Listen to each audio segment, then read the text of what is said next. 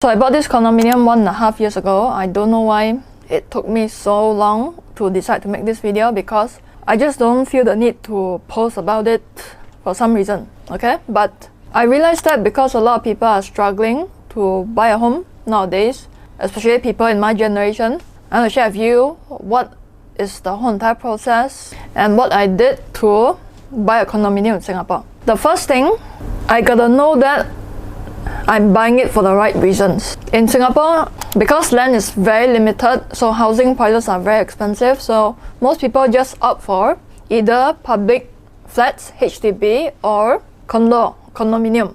And a small minority would opt for landed property, which is more common in Malaysia and a lot cheaper in Malaysia and other countries. In fact, in other countries like Malaysia, a lot of times, landed property could be cheaper than a condominium.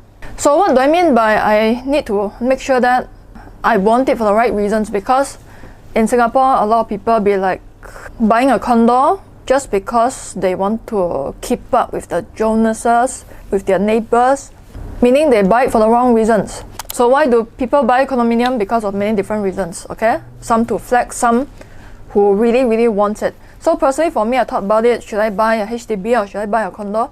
And I realized that I really need to live in a condo, not so much for the security guard services, because Singapore is very safe, so there's not much need for that. But it's a good bonus to have. But the main thing is because if you watch my vlogs, follow my Instagram, I'm a competitive swimmer, so I gotta swim every day and use the gym at least 2 times a week to train for competitions and all that. So I need to have a swimming pool beside my house that's easy to access, so I'm more motivated to go work out. So once I've decided that, I've spent about a whole year to research the markets.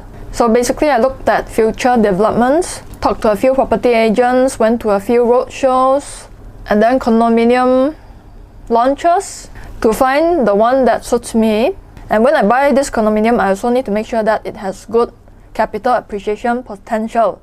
And it helps that I'm a stock investor, because this kind of translates to property investing. But I'm not like a super expert in real estate, but there's a way to go around that. So when I found this condominium, I realized that there's an empty piece of land beside my condominium, which has a high potential for future development. And sure enough, after about 1 year, they started to develop new buildings around there, and hence right now it's under construction. So the capital appreciation potential is there, okay? Now this is very important if you really want to buy a condo, is to find a good property agent. And if you are not an expert in property, real estate like me, you gotta find a mentor or a friend who is an experienced property investor. So I have a couple of friends who are good in property investing, who teach property investing, but mainly my own family, my stepfather, he not only runs his own business, but he's also invested in a couple of properties in Malaysia, Australia. So he understands how to negotiate a good deal, find a good deal. So I just asked him to help me with that. And also my property agent, they were really good, because even before I decided to buy the property, they went on a Zoom call with no guarantees of closing a sale, and they explained the step by step into detail, super detail, for almost 1 hour. And I just sat there and listened and be like, goodness, I probably wouldn't even buy this property, and they are explaining everything to me as if I bought something from them. So I decided to go with this team of property agents, because I've seen property agents in the past who just really don't care about their jobs. Worse still, some of them just insult you, treat you like nothing. They be like, if you don't want, then don't want. You know, if you want to see a property, go see yourself. Then what the heck are you a property agent for? I'm not going to mention the company, but it's a very famous property company in Singapore. So find a property agent who cares about you as their customer. And this property agent also helped to negotiate a good deal for me. Aside from my stepdad, who negotiated a good deal, the property agents also helped negotiate a good deal for me. Now the last one is the most important, okay? Because you can earn all the money you want. Like a lot of NBA stars, they earn a lot of money, right? Celebrities, some of the celebrities, earn a lot of money, then after a few years of retirement, they lost everything. So it's not about the amount of money you earn. Because what I did was I saved aggressively. I delayed gratification, like I want to go to certain trips. Nope. Gotta save money. I want to stay in a 5-star luxury hotel. Nope. Gotta save money. I want to go shopping, buy clothes, buy certain books that I want. Nope. Gotta save money. Save money for what? The 3 main things, okay? Down payment, legal fees, and stamp duties. Because these fees can add up to a big sum if you buy the higher end condominiums.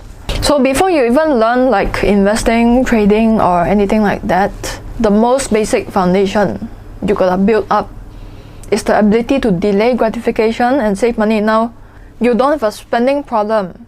You have a problem with humility.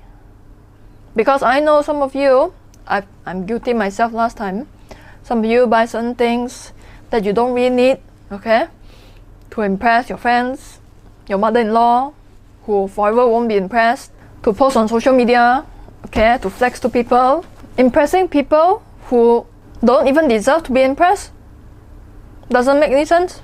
And also for a lot of people, especially people my generation, they be like, YOLO, you know what I'm saying? Money can be earned back. You're only this age once in your lifetime, so why not spend it? You can earn all the money you want in investing, trading, business, but if you cannot save, you're gonna end up broke. And aside from that, I also had to save money for renovation because I wanted my home to look a certain way. So I had the interior designer, and the fees were around like 30,000 in renovation fees, because there are certain things that I want, like a custom bookshelf. So this bookshelf is actually custom made, and also I wanted like a walk-in closet kind of thing, so that's completely separated from my bedroom, and also a shelf to put all my display belongings and all that. Also with the lighting fixtures, it costed quite a significant amount of money too. If you want to renovate your home, then you gotta put in more delayed gratification. And if you want to take up a bank loan to buy a house, make sure you familiarize yourself with fixed interest rate, floating interest rate, okay? It helps that you're a trader because you can more or less predict where the interest rates are going to go in the next few years. But if you cannot predict, then you go with fixed interest rates. Also, because of the legal fees and all that, make sure you're paying for a good lawyer. Ask for recommendations from your friends. Can you recommend me a good property lawyer? Or your property agent might also have recommendations for you, because they have been in the industry for so long. For sure, they are going to have some good contacts. And if you don't know anybody who's good in property investing, just learn from your property agent, okay? Provided that you find a good one. And one important message I want to share with you, okay? I know a lot of people be like, just completely gave up buying a home because home prices are so expensive nowadays. Let me tell you something. With hard work, patience, delayed gratification, discipline, a strong vision of what you want, consistently working on your craft every single day to let your money grow, work harder for you, eventually you can get there. That's also how I paid off my education loan, because my own biological father, with all his gambling addiction, sugar baby addiction, threw me one side, don't care about me. I had to depend on myself for university, and I paid it off full. With what? A lot of sacrifice, discipline, and believing in myself. Let me know down in the comment section below, how do you plan to buy your dream home? Okay, so with that, I'll talk to you in the next video. Bye.